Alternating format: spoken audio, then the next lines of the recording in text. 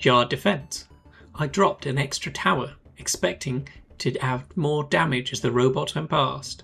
Instead, they picked a different route and went past all of my guns, and I lost almost instantly. Jardcat Studios calls it a difficult maze builder tower defense. Protect a cat in a jar from easel robots. Endure its unhelpful comments, no spells, no card modifiers, a love letter to Warcraft 3, custom maps and old Flash tower defense games. And its pitch is accurate. Robots spawn at the entrance and path towards the jar. The cat has 9 lives and each robot that reaches it costs 1. You place towers and walls on a grid to force them the long way round, over lava, through poison tiles, whatever the map gives you. Lava burns, corrosion eats health, sometimes lava is just a molten pool you can't path through at all. Maps are dynamic too. One level ice blocks start as solid walls, then heat sources melt them and the route you planned is suddenly wrong. I'd been cruising a maze, ice melts, and I just get destroyed.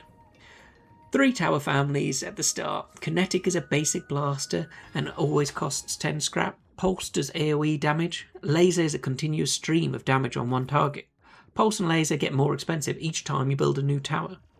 You can send waves early for bonus scrap. Walls are cheap. Upgrade far enough and you pick a branch. Pulse can become a frost that slows and fire that adds damage over time on top of the AoE. Flying enemies turn up too, and bosses show up, just to really put the squeeze on. One boss splits into 7 smaller bosses when you kill it, which is exactly as stressful as it sounds.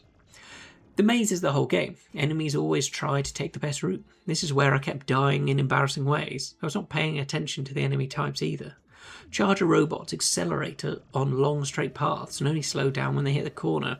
I built the longest straights I could because I thought more track meant more damage time. They hit stupid speed. I went to Discord saying I was getting wrecked. The dev and a member called Andiel, who I've attempted to pronounce your name and I've probably failed, explained the corner thing and a couple of other tips. I started breaking up those lines and immediately did better. Shout out to both of them for the tips and the moral support while I kept failing on the 3rd map. The Steam page has difficult as the 2nd word in the description and it could easily be the 1st. I nearly bounced off it multiple times. The frustration to fun ratio kept pulling me back anyway though. 3 maps in the demo, one of them, Molten Hairball, has an endless mode with a leaderboard. I got to wave 35 and landed on the board, even though I think it logged me as Cat978 or something. It didn't use my real Steam name. My favourite moment was finally clearing Scratchpost Swamp, the 3rd map, after a ridiculous amount of tries. I do think the full game needs a smoother learning curve as more maps arrive. Right now it's brutal, and I expect some players will bounce before the maze really clicks. But once it does, the control you have over routing, hazards and tower branches is really interesting. I put nearly 3 hours in, and would jump back in when more content or leaderboard stuff lands. My verdict is a play. Hard, old school maze tower defense for people who want planning and placement without card modifiers or FPS detours. Try the demo if watching your own maze betray you sounds fun rather than insulting. The demo's on the Steam's main page. Full release is planned for Q3 2026. I play the demos, you play the hits. I see you on the next one.